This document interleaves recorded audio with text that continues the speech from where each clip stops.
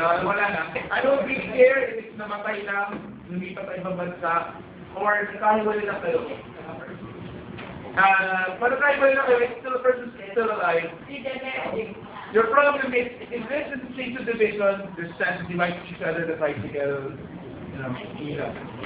If in the same school, you might see each other whenever season time.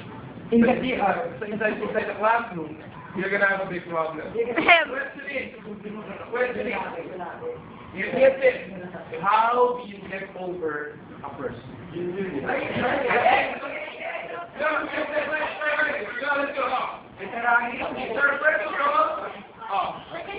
No pros.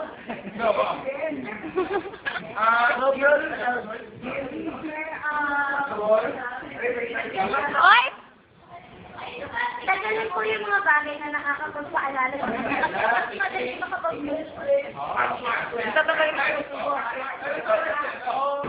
Ayun kay Ed, experience yan. Pinainom po, kasi pagdating ko sa school, parang dyan siya, may wall dito.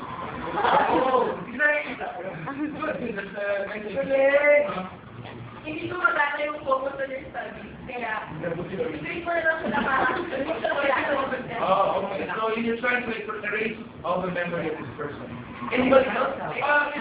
Yes, there you go. You know? Guys?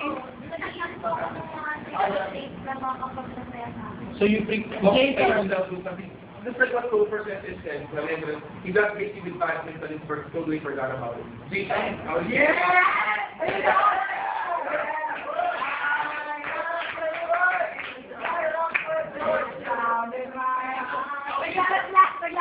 Get a person.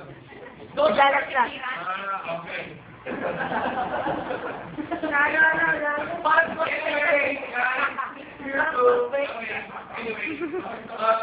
Karamihan ng mga, most of the suggestions you gave me is a form of escapism. You're trying to like erase the person's memory from your memory bank.